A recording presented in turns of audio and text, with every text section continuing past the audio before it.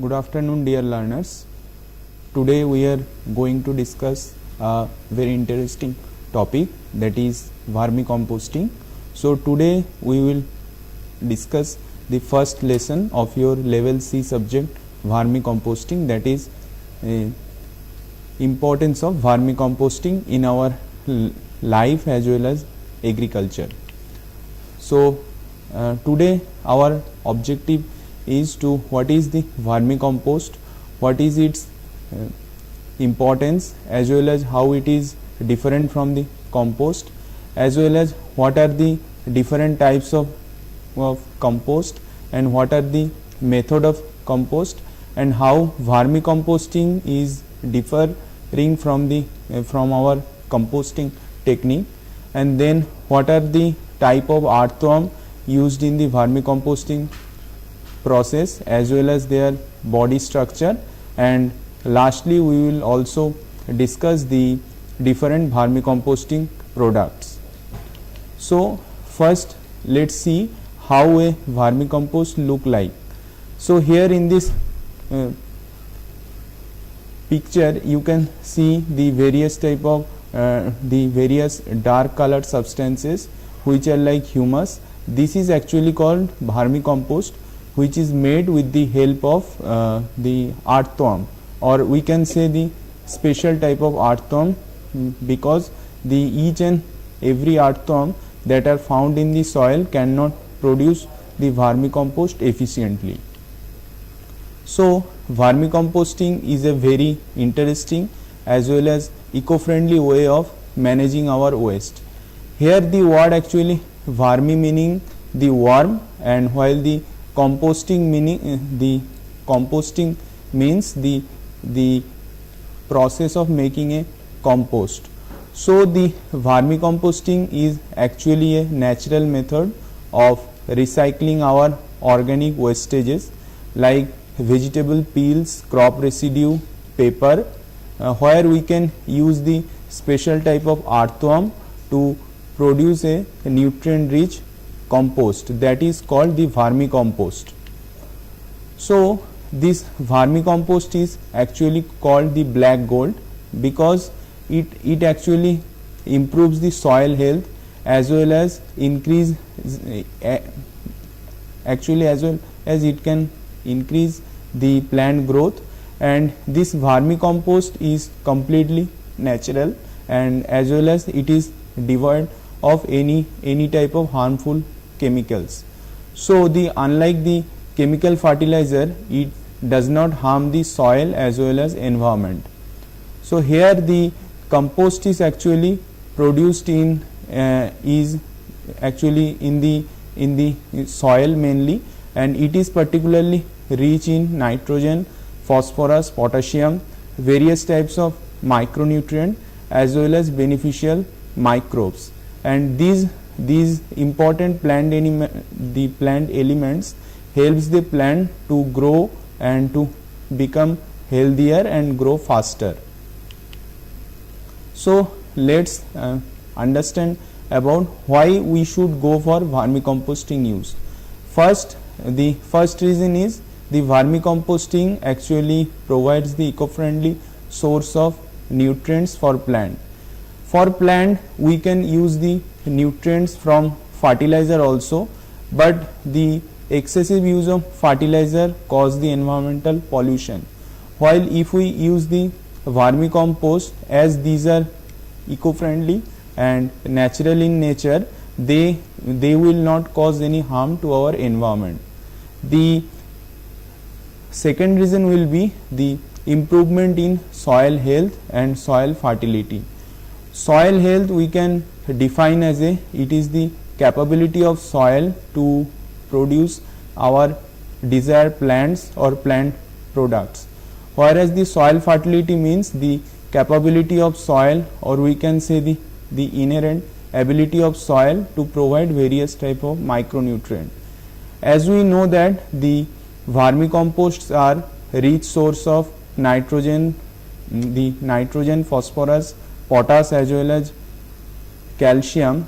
When we apply them in the soil, they will improve the soil health as well as soil fertility.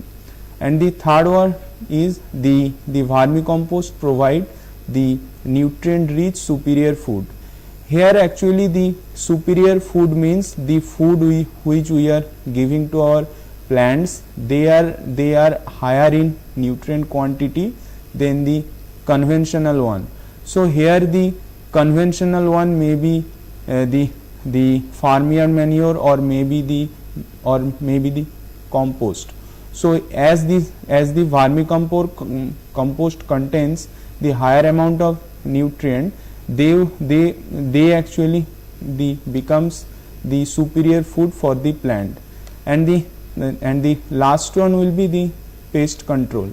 As the vermicompost contains the various types of the antioxidant or various type of plant growth hormone, they actually help the plant to become sturdier, and as the plant get sturdier, the plant diseases as well as insect pest will actually the infestation of pest or plant diseases will be reduced.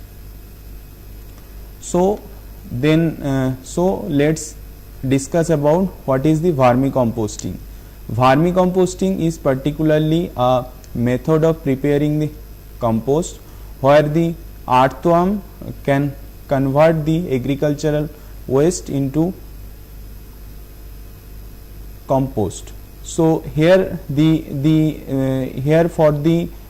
we can say that for the specific ability of the earthworm, we can say that earthworms are particularly friends of farmer. For this reason, the great scientist and philosopher Aristotle said that the earthworm is intestine of the earth. Next, let's understand what is the difference between a compost and what is an vermicompost. We can say that the vermicompost, compost, they are different in nature. Actually, the compost is an organic matter that has been decomposed and they are recycled as a fertilizer and soil amendment. So the process through which compost is made is called composting. It is particularly a natural process where the decomposition of organic materials take place and the available nutrient sources of plant, they gets activated with the help of various types of microorganisms like fungi, bacteria as well as protozoa. Next, what are the type of composting? Composting is of two types. One is aerobic composting, another one is anaerobic composting. Aerobic composting takes place in the presence of oxygen, whereas in case of anaerobic composting, it takes place in the absence of oxygen. So let's discuss about what are the advantages of aerobic composting. In case of aerobic composting, there is actually faster decomposition as well as less foul odor. Here actually the microorganism breaks down the organic matter, or we can say organic waste, very quickly when the oxygen is present in surrounding environment. Whereas in case of the anaerobic composting, there is a chances of more foul odor compared to the aerobic composting. So here the aerobic composting produces the very little smell, which is only a mild earthy in flower. For these advantages, this aerobic composting is particularly suitable for garden, kitchen and for the recycling of various types of farm wastes. Next, let's discuss about what are the advantages of anaerobic composting. Anaerobic composting is particularly suitable for biogas production. It actually generates the methane rich biogas, which can be used as a renewable source of energy, which is used for cooking, lighting as well as power generation. And the second advantage is the anaerobic composting works in a closed system, that is, it can be carried out in a sealed container or digester. Therefore, it is suitable for urban or industrial waste management. So, we can say that this aerobic composting technique is particularly much helpful for biogas production in rural Indias. Next, let's discuss about the enriched compost as well as the non-thermophilic and aerobic process of the composting technique. Actually, the enriched compost means the compost which contains the higher amount of nutrient than the conventional one. So, a compost may be enriched in terms of nitrogen, phosphorus, potassium, or it may be enriched in terms of micronutrient like zinc, iron or manganese. And when we go for aerobic composting, this is basically a non-thermophilic process. That means the too much high temperature is not attained in this process, and as a result most of the mesophilic microorganism can work and grow a suitable compost for the plant growth. Then what is the vermin reactor? Vermin reactor is basically a container or reactor where the vermicomposting takes place. Vermin reactor may be a very large type of container, or it may be placed it may be prepared in special type of vermi bed. So next let's learn about what are the types of earthworm that are used in vermicomposting technique. There are actually three main types of earthworm that are used. First one is Eisenia foetida, and this species is widely used in India. The other two species is the Eudrilus eugeni as well as the Perionyx excavatus. Here actually these two species, that is Eudrilus species and the Perionyx species, they are not so popular in India, but they are also a capable producer of vermicompost. Then let's discuss about vermin cast. Vermin cast actually the excreta of earthworm through which the vermicompost is prepared. So let's understand about what are the different properties of a vermin cast. Vermin cast actually it is a dark in color and granular in structure, and it has also the soil like texture, and when we touch it, it is like a fine humus. And while we apply the vermicast in the soil, it improves the soil aeration as well as drainage because it has a good porosity, and when we apply it in the soil, it increases the soil porosity as well as soil structure.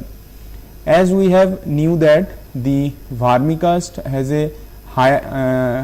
a good number of pore space in their structure, so this vermicast has the very high water holding capacity, and for this reason it can retain the moisture for plant growth for very long period. As well as the vermicompost is lightweight in nature and they are non-toxic. So let's understand about what are the various types of properties of vermicast. Vermicast are particularly rich in nutrient like NPK, calcium, magnesium, iron, zinc. They are also having the neutral pH, that is around 6.5 to 7.5. Therefore, when we apply the vermicast in the soil for long period, it cannot change the soil reaction or pH in the long run, and actually this is particularly helpful for plant growth. And also this vermicast contains the various types of plant growth hormone like auxin, gibberellin as well as cytokinin. and also this vermicast can be used as a slow release fertilizer, because they are slow release in nature. It can reduce the need of frequent fertilization. Learner, here we must say that as a slow release nutrient fertilizer, the nano fertilizers are also very much useful. When we apply the nano fertilizer in the soil, they can release the nutrients slowly in the soil, and plant can take up this type of nutrient very easily from the plant, and they can match the growth demand or plant demand for the nutrient. So apart from vermicast, we can use the nano fertilizer as a slow release fertilizer or slow release nutrient source. So let's learn about how this vermicomposting is useful in crop production. First, the vermicompost causes the recycling of agro waste. Second, it can enhance the physical, chemical as well as biological characteristics of a soil. It can increase the soil porosity as well as water holding capacity. Due to this high water holding capacity, vermicompost applied soil can support the higher amount of plants, and their growth and yield will be higher. This vermicomposting actually accelerate in nutrient cycling. We know that the organic wastes are containing the various types of plant nutrient, and when we convert them into vermicompost, these nutrients are returned to the nature, and in this way they can help in nutrient cycling. And the last one was the vermicomposting is used as a farmer's friend, or they can called as a nature's plowman, because here the earthworm is used for this vermicomposting production. Next, it can also cause the heavy metal remediation from the soil. They can also cause the plant protection against the pest. They are also the bioindicators of soil health as well as soil fertility. Now let's discuss about what are the body structure of a earthworm. Earthworm has few particular structure in their body. In the anterior structure there is prostomium, after that there is peristomium, after that there is the genital tumescence, after that there will be clitellum as well as male pore, while as the anterior part there will be various types of body segment, and lastly there will be the periprocte. From the clitellum we can say that it is a actually ring shaped structure that is found on the skin of the worm, in which eggs are stored.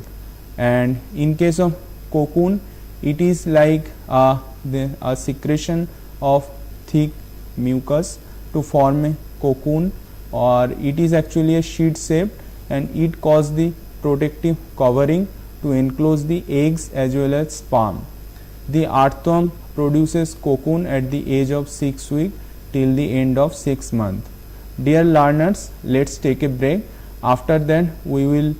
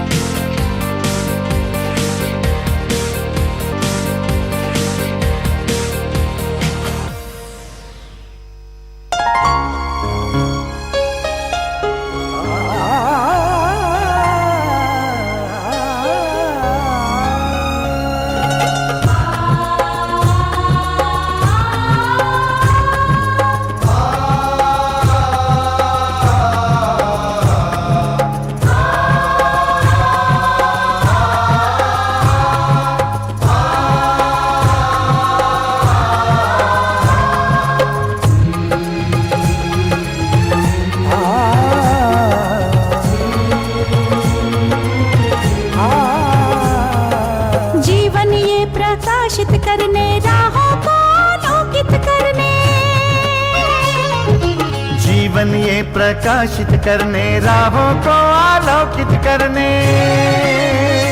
हम अपना दीपक स्वयं बने, हम अपना रास्ता स्वयं चुने। हम अपना दीपक स्वयं बने, हम अपना रास्ता स्वयं चुने। जीवन ये प्रकाशित करने, राहों को आलोकित करने।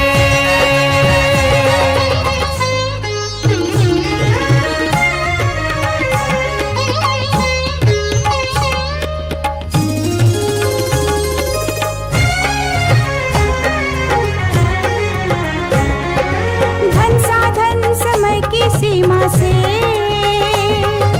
विद्यालय जो मुक्त हो, धन साधन समय की सीमा से विद्यालय जो मुक्त हो। कभी पढ़े हम कहीं पढ़े, वे विषय की लोच से युक्त हो। कभी पढ़े हम कहीं पढ़े, वे विषय की लोच से युक्त हो। मित्रों हम उठे और जागे, मंजिल आने की ध्वनि सुने। हम अपना दीपक स्वयं बने, हम अपना रास्ता स्वयं चुने। जीवन ये प्रकाशित करने, राहों को आलोकित करने।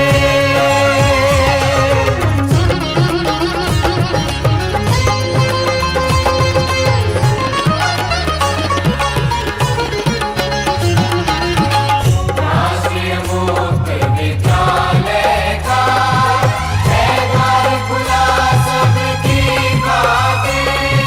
शिक्षा परीक्षा का अवसर एक बार ही क्यों मिलता फिर। शिक्षा परीक्षा का अवसर एक बार ही क्यों मिलता फिर। दुनिया में इसके केंद्र बहुत, कोई मन चाहा केंद्र चुने। हम अपना दीपक स्वयं बने, हम अपना रास्ता स्वयं चुने। कोई मन चाहा केंद्र चुने। स्वयं बने, हम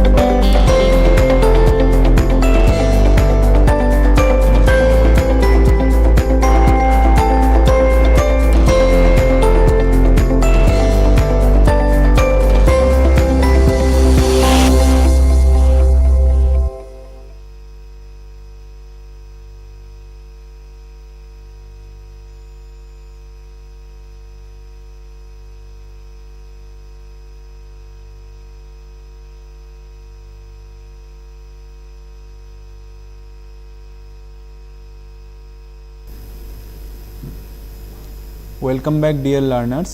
So we were discussing about the body structure of earthworm. Now let's discuss about the type of earthworm. So here based on the feeding habit we can classify the earthworm into two group. One is phytophagous group and another one is geophagous group. The phytophagous group feed on the semi-decomposed organic matter, the example of which is Eisenia fetida as well as Eudrilus eugeni. While the geophagous species usually feed on the soil, they remain present in the deep furrows under the soil, and they are not used particularly for vermicomposting technique. So based on the habitat, we can further classify the earthworm into various types of group. The first group is epigeic. Epi is actually this epigeic, it is a Greek word that means upon the earth. These epigeic earthworm are the surface dweller, and they are present near the surface litter. They are actually efficient eater as well as they are good for vermicomposting.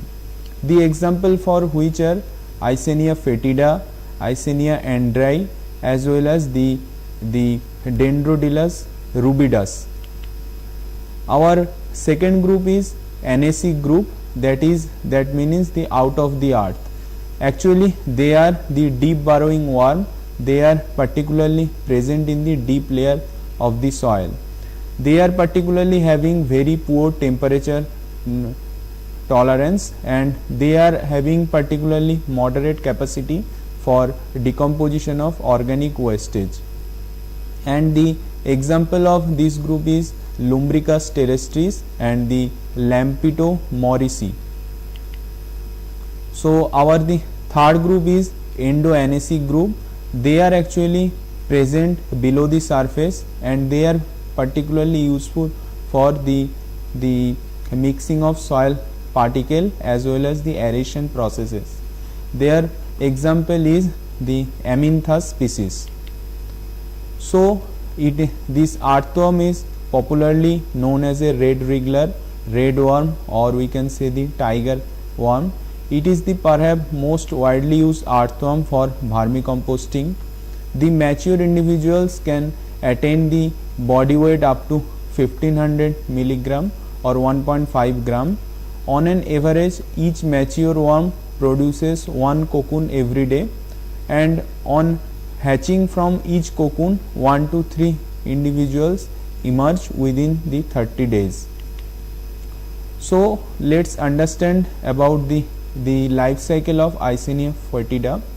Here actually from the eggs, or we can say they are actually particularly the operate well in the temperature around 25 degrees centigrade and at a moisture around the 75 percentage of water holding capacity.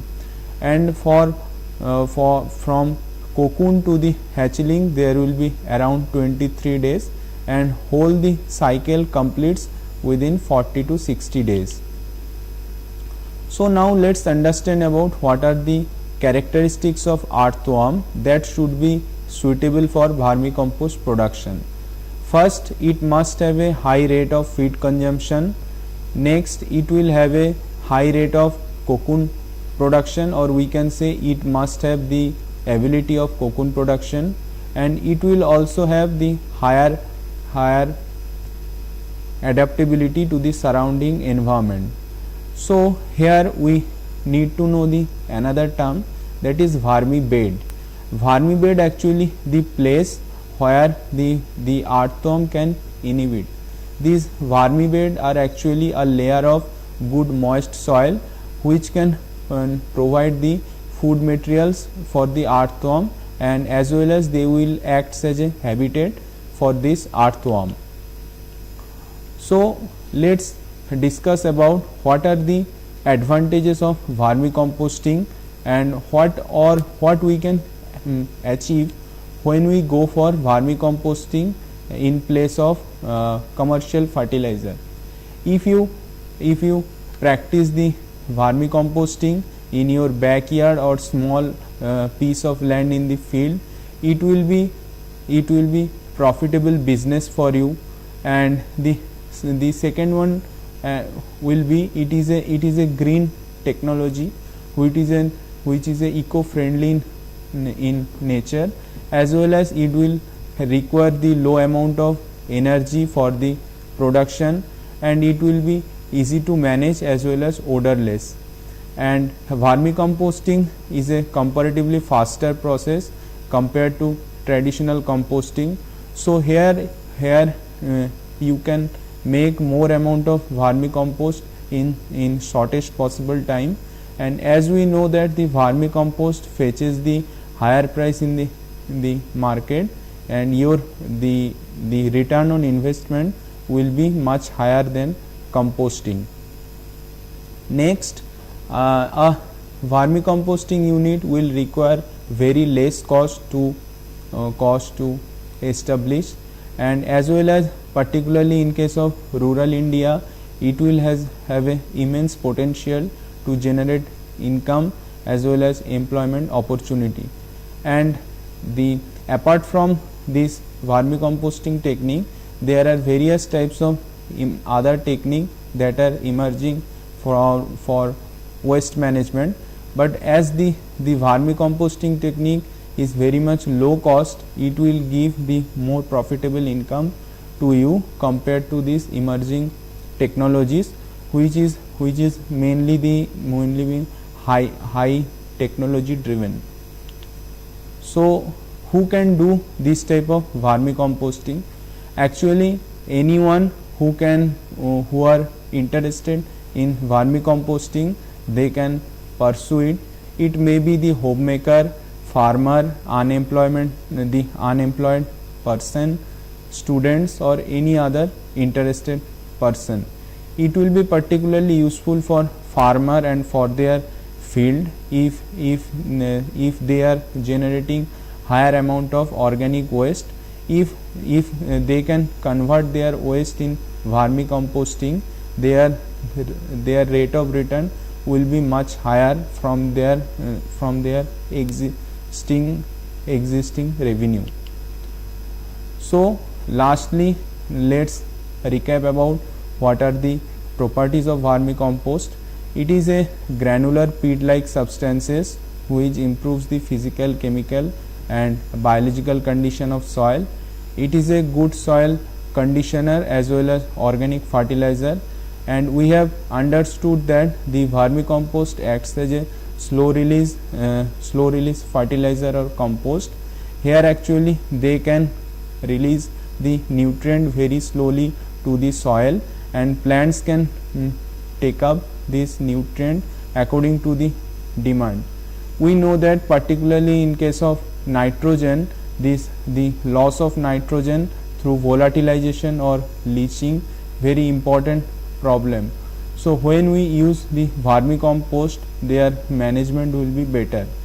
So apart from this vermicompost, we can use also the nano fertilizer, various type of nano fertilizer as a slow release fertilizer, and this nano fertilizer has a unique property of high surface area, so therefore they can react easily in the soil. And the last one, the vermicompost will be having very good physical and chemical characteristics that will also help the soil to build their inherent physical, chemical and biological characteristics. So lastly, let's discuss about what are the vermicomposting product. One such vermicomposting product is earthworm biomass. The biomass of earth is a rich protein source that can be called as a earthworm meal, that will be particularly helpful for livestock because it is having a natural detoxicant properties. The surplus worm can be fed to the poultry and fish as a source of protein. Then that is the vermi wash. Vermi wash is basically a leachate that is produced from vermicomposting system or vermi bed. It is a dark brown color liquid, and which are having the various types of important nutrient like nitrogen, phosphorus, potassium as well as micronutrient. So dear learners, thank you for today. We have learned about the vermicomposting and importance of vermicomposting and what are the type of earthworm that you can use for preparation of vermicompost. In the next class we will discuss in more detail about the vermicomposting preparation technique. Thank you so much.